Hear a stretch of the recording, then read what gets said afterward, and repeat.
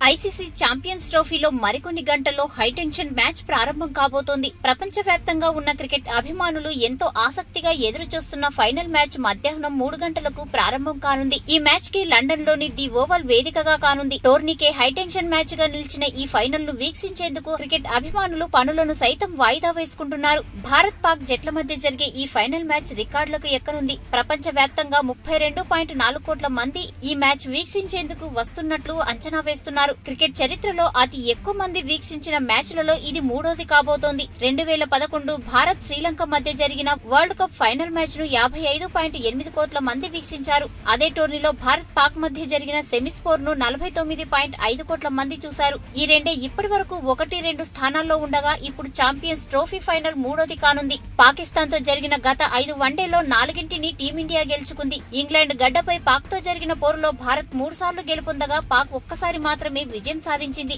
Champions ట్రోఫీలో మాత్రం 2-2తో సరి సమానంగా ఉన్నాయి. ఈ ఫైనల్ ను భారత్ బ్యాటింగ్ కు పాక్ బౌలింగ్ కు మధ్య జరిగే పోరుగా అభివర్ణిస్తున్నారు. 5 వికెట్లు తీసిన బౌలర్లు ఉండటం ఈ జట్టుకు కలిసి వచ్చే అవకాశం. హసన్ అలీ, జువైద్ ఖాన్ లు మంచి ఫామ్ లో ఉన్నారు. భారత బ్యాట్స్మెన్లలో శిఖర్ ధవన్ 317, రోహిత్ శర్మ 304, విరాట్ కోహ్లీ 253 పరుగులతో అద్భుతమైన స్ట్రైక్ రేట్ తో ఉండడం విశేషం. అయితే ఈ స్ట్రైక్ రేట్లు పాక్ ను కలవరపరిచే అంశంగా ఉన్నాయి. భారత్ ఇప్పటికే పలుమార్లు ఛాంపియన్స్ ట్రోఫీ ఫైనల్లో పాల్గొంది. పాకిస్తాన్ తో మాత్రం ఇదే తొలిసారి. 60% మ్యాచ్లలో ఛేదనలో విజయాలు అందుకుంది. తాజాగా ఆదివారం నాటి ఫైనల్ మ్యాచ్ టీమిండియా కెప్టెన్ కోహ్లీకి పాక్ బౌలర్ జువైద్ ఖాన్ కు మధ్య పోరు జరగనుంది. జువైద్ ఖాన్ వేసిన 22 బంతులను ఎదుర్కొన్న కోహ్లీ కేవలం 2 పరుగులు మాత్రమే చేశారు. 3 సార్లు అతడి బౌలింగ్ లో కోహ్లీ అవుట్ అయ్యాడు.